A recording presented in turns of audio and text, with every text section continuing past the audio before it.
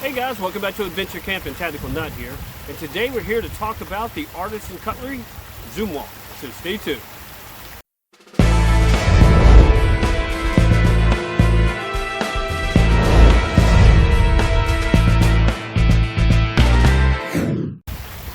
Okay guys, hopefully this isolation hasn't driven you completely crazy yet. I do have to say though, you're just seeing a lot of weird stuff on social media now.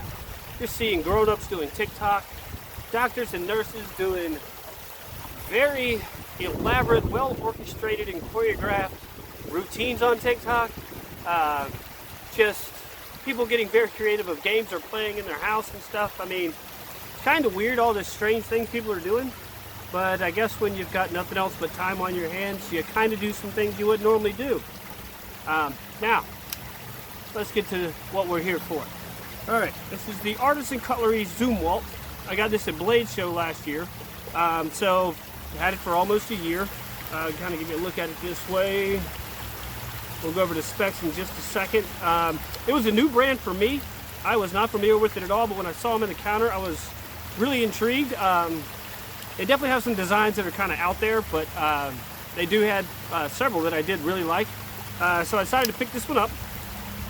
I paid less than what they're going for online. I think they're on Amazon, like $65 is what I saw it as today, as in filming this video. The Artisan Cutlery website, I think they're like $70. But let's go over the specs real quick. You have a 3.75 inch D2 blade with 5 inches closed, giving it a overall length of 8.75 inches. It weighs just a hair over 5 ounces. Is a liner lock design, and obviously, as you can see, a flipper that is on ceramic ball bearings. You have carbon fiber handle scales, which I love carbon fiber. So this is one of the things that mainly caught my eye, or at least what caught it first.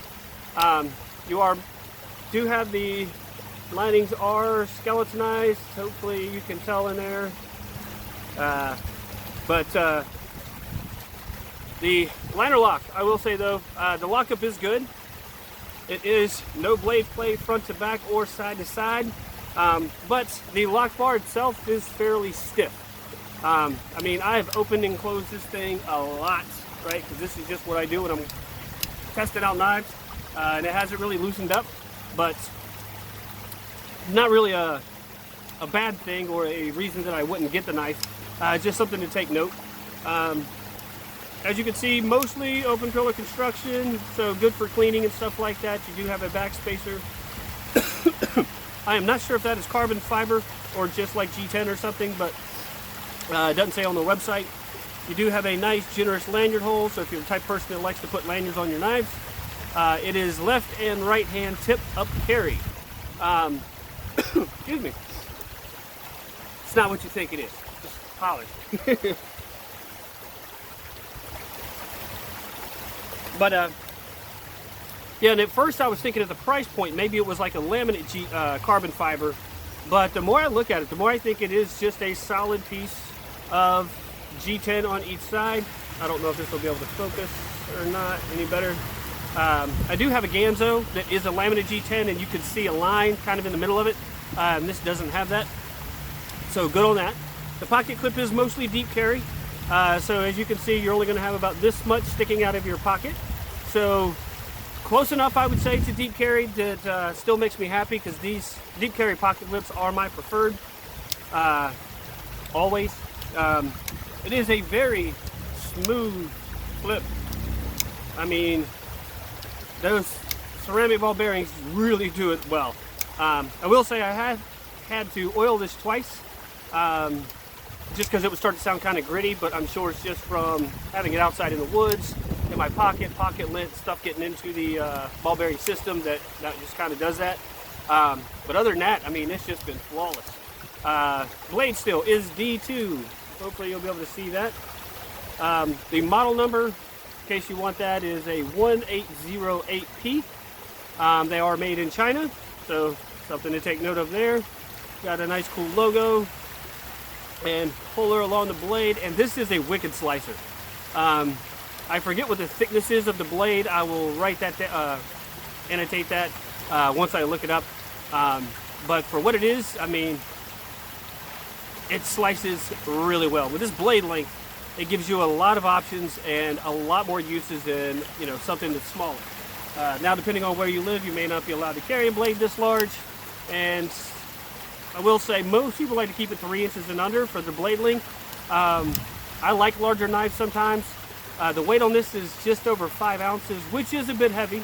But for my opinion, what you're getting out of this knife, it's worth the weight.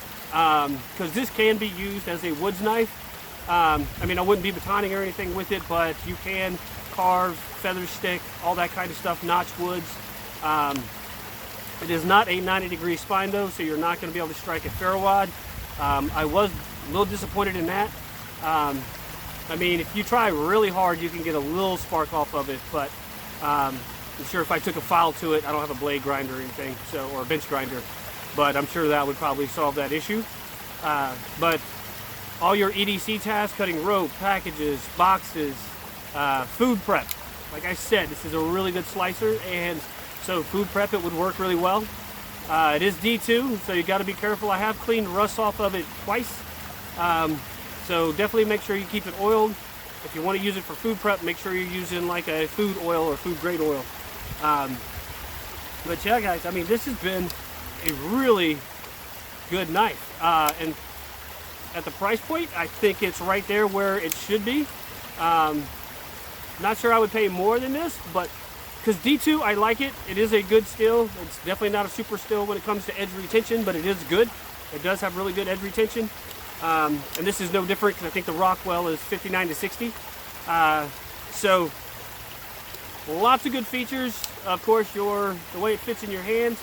I will say this right here, this part of the pocket clip can give you a little bit of a hot spot depending on if you're really bearing down on it.